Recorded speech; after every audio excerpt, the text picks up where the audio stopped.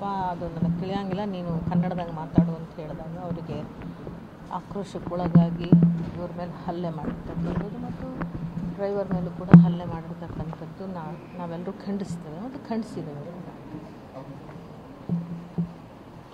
ಇದು ಸಲ್ಲದ್ದು. ಈ ಕೃತ್ಯಗಳು ನಮ್ಮ ರಾಜ್ಯದಲ್ಲಿ ನಡೆಯಬಾರ್ದು. ಅದರಲ್ಲೂ ಕೂಡ ಬೆಳಗಾಂನಲ್ಲಿ ಮೊದಲಿನಿಂದಲೂ ಕೂಡ ಈ ಒಂದು ಬೆಳಗಾಮಿನ ವಿಷಯವಾಗಿ ಬಹುದೊಡ್ಡ ಹೋರಾಟಗಳನ್ನು ಈ ಭಾಗದ ಜನರು ಮಾಡ್ಕೊಂಡು ಬಂದಿರತಕ್ಕಂಥದ್ದು, ಕನ್ನಡ ಪರವಾಗಿರ್ತಕ್ಕಂಥದ್ದು, ಕನ್ನಡದ ನೆಲದ ಪರವಾಗಿರ್ತಕ್ಕಂಥದ್ದು. ಕನ್ನಡ ಭಾಷೆ ಅಂತಕ್ಕಂಥದ್ದು ನಮ್ಮ ಜೀವನಾಡಿ ಇದ್ದ ಹಾಗೆ ಕನ್ನಡಿಗರಿಗೆ. ಅವರಿಗೆ ಮರಾಠಿಗರಿಗೆ ಅವರ ಮಾತೃಭಾಷೆ ಹೇಗೆ ಜೀವನಾಡಿನೋ, ನಮಗೆ ಕನ್ನಡ ಭಾಷೆ ನಮ್ಮ ಮಾತೃಭಾಷೆ ನಮಗೆ ಒಂದು ಜೀವನಾಡಿ.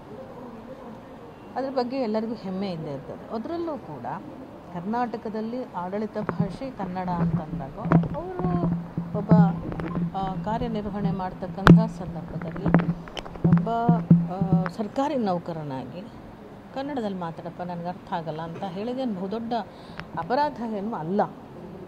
ಕನ್ನಡದ ನೆಲದಲ್ಲಿ ಅವ್ರು ಇದ್ದಾರೆ ಅಂತ ಹೇಳಿದರೆ ಅವರ ಮನೆಯಲ್ಲಿ ಮಾತೃಭಾಷೆ ಇರಲಿ, ಹೊರಗಡೆ ಬಂದಾಗ ಕನ್ನಡದ ಮಾತುಗಳನ್ನು ಮಾತಾಡೋದ್ರಲ್ಲಿ ಬಹಳ ಅಗತ್ಯವಾಗಿರ್ತಕ್ಕಂಥ ಮಾತಾಡಲೇಬೇಕಾಗ್ತದೆ. ಈ ಒಂದು ಸಂಘರ್ಷದಲ್ಲಿ ಅವ್ರಿಗೆ ಭಾಳ ಪೆಟ್ಟಾಗಿದೆ. ನಮಗೂ ಸಹಿತ ಅದನ್ನು ಸಹಿಸ್ಕೊಳ್ಳೋಕ್ಕೆ ಸಾಧ್ಯ ಆಗೋದಿಲ್ಲ. ಕನ್ನಡಿಗರ ಮೇಲೆ ದೌರ್ಜನ್ಯ ಮಾಡ್ತಕ್ಕಂತಹ ನಿಟ್ಟಿಗೆ ಅವರು ಹೋಗ್ತಾರೆ ಅಂತ ಹೇಳಿದರೆ ನಾವು ಕನ್ನಡಿಗರಾಗಿ ಅವರುಗಳಿಗೆ ಎಚ್ಚರಿಕೆಯನ್ನು ಕೊಡಲೇಬೇಕಾಗ್ತದೆ. ಸರ್ಕಾರ ಬಹಳ ಪ್ರಮುಖವಾಗಿ ಕನ್ನಡ ಮತ್ತು ಕನ್ನಡ ಭಾಷೆ ಕನ್ನಡಿಗರ ಪರವಾಗಿಯೇ ನಿಲ್ಲುತ್ತೆಯೇ ಹೊರತು ಇಂತಹ ಕೃತ್ಯವನ್ನು ಮಾಡಿದವರ ಪರವಾಗಿ ಯಾವುದೇ ಕಾರಣಕ್ಕೂ ನಿಲ್ಲಲ್ಲ ಅಂತಕ್ಕಂಥ ವಿಶ್ವಾಸ ನನ್ನಲ್ಲಿದೆ.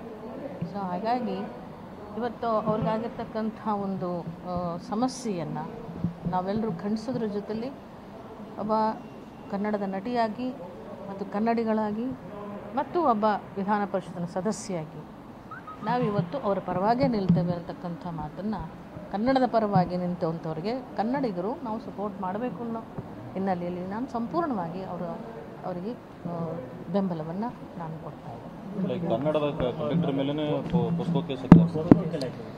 ಅದು ನನಗೆ ಈಗ ಗೊತ್ತಾಯಿತು ಪೋಕ್ಸೋ ಕೇಸ್ ಹಾಕಿದ್ದಾರೆ ಅಂತ.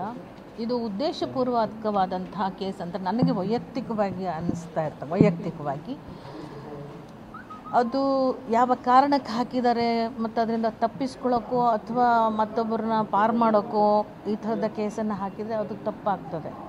ಅವರು ಒಬ್ಬ ಅಧಿಕಾರಿಯಾಗಿ ಅದನ್ನು ದುರುಪಯೋಗ ಏನಾದರೂ ಮಾಡಿಕೊಂಡಿದ್ದರೆ, ಪೊಲೀಸ್ ಅಧಿಕಾರಿಗೆ ದುರುಪಯೋಗ ಮಾಡಿಕೊಂಡಿದ್ದರೆ ಅದು ಇವತ್ತು ನಮ್ಮ ಗೃಹ ಮಂತ್ರಿಗಳು ಅದನ್ನು ಪರಿಶೀಲನೆ ಮಾಡೋಕ್ಕೆ ಒಳಪಡಿಸಬೇಕು. ಮತ್ತು ಅವ್ರೇನಾದ್ರು ತಪ್ಪಾಗಿದೆ ಅಂತ ಹೇಳಿದ್ರೆ ಈ ಕೂಡಲೇ ಆ ಅಧಿಕಾರಿನ ಅಮಾನತು ಮಾಡಬೇಕು. ಮತ್ತು ಈ ಮನುಷ್ಯನ ವಯಸ್ಸಾದರೂ ಎಷ್ಟಿರ್ಬೋದು ಯೋಚನೆ ಮಾಡಿ.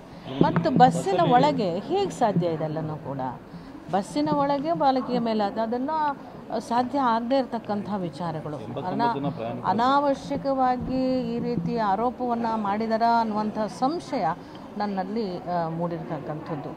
ಹಾಗಾಗಿ ಅದು ಹಾಗೇನಾದರೂ ಆಗಿದ್ದಲ್ಲಿ ಅದು ಭಾಳ ಕೆಟ್ಟ ಒಂದು ದುರುಪಯೋಗವನ್ನು ಮಾಡಿಕೊಂಡಂಥ ಒಬ್ಬ ಅಧಿಕಾರಿ ಆಗ್ತಾರೆ.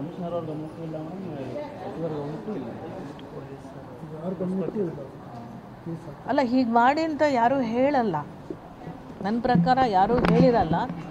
ಅವರೇ ಒಂದು ವೇಳೆ ಕಾನೂನನ್ನು ದುರುಪಯೋಗ ಮಾಡಿಕೊಂಡಿದ್ರೆ, ಅಧಿಕಾರಿ ಯಾರನ್ನೋ ಪ್ಲೀಸ್ ಮಾಡಲಿಕ್ಕೋ ಅಥವಾ ಏನು ಮಾಡಿಕೊಂಡಿದ್ರೆ ಅವರಿಗೆ ಸರಿಯಾದ ರೀತಿಯಲ್ಲಿ ಸಂಬಂಧಪಟ್ಟ ಇಲಾಖೆ ಗೃಹ ಮಂತ್ರಿಗಳು ಅವರಿಗೆ ಪರಿಶೀಲನೆ ಮಾಡಿ ಆ ಅಧಿಕಾರಿ ಮೇಲೆ ಕ್ರಮವನ್ನು ತಗೊಳ್ಬೇಕು ಅಂತ ನಾವು ಕೂಡ ಒತ್ತಾಯವನ್ನು ಮಾಡ್ತೇವೆ. ಈ ಘಟನೆಯಿಂದ ಈಗ ಅಂತರರಾಜ್ಯ ಬಸ್ ಕೂಡ ಸ್ಥಗಿತ ಆಗಿದೆ. ಸಾಕಷ್ಟು ಪ್ರಯಾಣಿಕರು ಪರದಾಡ್ತಾ ಇದ್ದಾರೆ. ಅಲ್ಲಿ ಕನ್ನಡದ ಬಸ್ ಮೇಲೆ ಮಸಿ ಬೆಳೆಯುವಂಥ ಕೆಲಸ ಆಗ್ತಾ ಇದೆ. ಇದು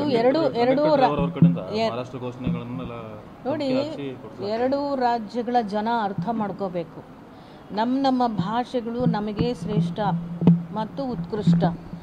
ಅದು ನಮ್ಮ ರಾಜ್ಯದ ಒಳಗೆ ಆಯ್ತಲ್ಲ, ನಮ್ಮ ರಾಜ್ಯದ ಒಳಗೆ ನಾವು ಎಲ್ಲಿರ್ತೀವೋ ಆ ನೆಲದ ಪರವಾಗಿರಬೇಕು. ಆ ಸರ್ಕಾರದ ಭಾಷೆಯನ್ನು ನಾವು ಅನುಸರಿಸಬೇಕು. ನಾವೆಲ್ಲ ಹೋಗಿ ಮರಾಠಿ ರಾಜ್ಯದಲ್ಲಿ ಹೋಗ್ಬಿಟ್ಟು ಕನ್ನಡದಲ್ಲಿ ನಾವು ದೌರ್ಜನ್ಯ ಮಾಡ್ತೀವಿ, ಅಧಿಕಾರ ನಡೆಸ್ತೀವಿ ಅಂದರೆ ಕೇಳ್ತಾರಾ? ಕೇಳಲ್ಲ. ಹಾಗೆ ತಿಳ್ಕೋಬೇಕು. ಅವರು ಕೂಡ ಕರ್ನಾಟಕದಲ್ಲಿದ್ದರೆ ಕನ್ನಡಿಗರಾಗಿರಬೇಕು, ಕನ್ನಡದ ಪರವಾಗಿರಬೇಕು, ಕನ್ನಡ ಅವರ ಒಂದು ಬದುಕಿನ ಜೊತೆಯಲ್ಲೇ ಹೋಗಬಹುದಾದಂಥ ಬಹುದೊಡ್ಡ ಶಕ್ತಿಯಾಗಿರಬೇಕು. ಅದನ್ನು ಅವ್ರು ಅರ್ಥ ಮಾಡ್ಕೋಬೇಕು.